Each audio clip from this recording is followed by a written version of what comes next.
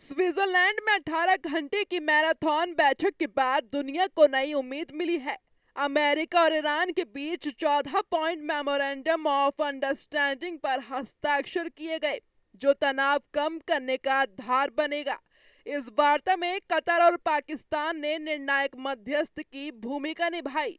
अमेरिकी उपराष्ट्रपति JD Vance और ईरानी संसद अध्यक्ष मोहम्मद बाघेर गालिबफ की मौजूदगी में हुई ये बैठक आने वाले 2 महीनों के लिए एक विस्तृत रोड मैप पेश करती है। ये प्रगति वैश्विक शांति के लिहाज से बेहद जरूरी है और दोनों देशों के बीच डी एस्केलेशन के लिए नए रास्ते खोल रही है।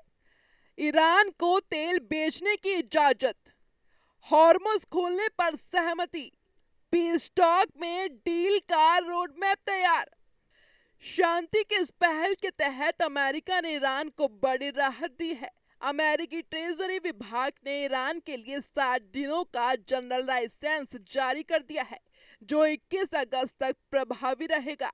इसके तहत ईरान को कच्चे तेल और पेट्रोकेमिकल उत्पादों के उत्पादन और अंतर्राष्ट्रीय बिक्री की अनुमति मिल गई है। वॉशिंगटन का ये कदम ईरान की अर्थव्यवस्था को सहारा देने और उसे बातचीत की मेज पर बनाए रखने के लिए एक रणनीतिक बदलाव है। तेल की बिक्री को मिली ये मंजूरी दोनों देशों के बीच बने भरोसे का पहला बड़ा और ठोस संकेत है। 60 दिनों का जनरल लाइसेंस जारी, 21 अगस्त तक बिक्री की मंजूरी।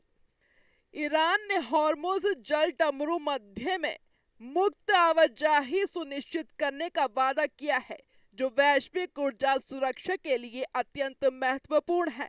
विश्व का लगभग 5वां हिस्सा तेल और गैस इसी रास्ते से गुजरता है।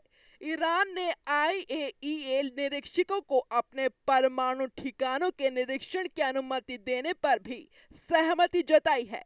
अमेरिकी ट्रेजरी सेक्रेटरी स्कॉट बेसेंट ने इसे एक बड़ी सफलता बताया है। इस समझौते से हॉर्मुज स्ट्रेट में तनाव कम होने की उम्मीद है, जिससे अंतर्राष्ट्रीय व्यापारिक जहाजों का सुरक्षित आवागमन फिर से सुचारू रूप से बहाल हो सकेगा और एनर्जी संकट टलेगा।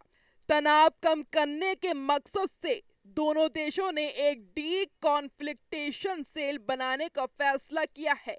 इसका लक्ष्य लेबनान में सैन्य अभियानों को नियंत्रित करना और युद्ध विराम की निगरानी करना है। साथ ही दोनों देशों ने एक हाई लेवल कमेटी और डायरेक्ट कम्युनिकेशन चैनल बनाने की घोषणा की है। ये तंत्र किसी भी तरह की गलतफहमी या सैन्य टकराव को रोकने में सहायक होगा। स्विट्जरलैंड में तैयार हुआ ये रोड मैप अगर सही ढंग से लागू होता है तो ये मध्य पूर्व के 7 साल पूरी दुनिया की अर्थव्यवस्था के लिए एक बड़ा गेम चेंजर साबित हो सकता है। हॉर्मुज स्ट्रेट का खुला रहना वैश्विक ऊर्जा कीमतों को नियंत्रित करने में मदद करेगा, जबकि परमाणु निरीक्षण पर सहमति से क्षेत्र में परमाणु हथियारों के प्रसार का डर कम होगा। हालांकि अभी भी कई सवाल अनुत्तरित हैं और जटिल वार्ता का दौर जारी है। फिलहाल दुनिया भर की नजरें इस बात पर टिकी हैं कि क्या अमेरिका और ईरान अपने वादों पर टिके रहकर स्थायी शांति स्थापित कर पाएंगे।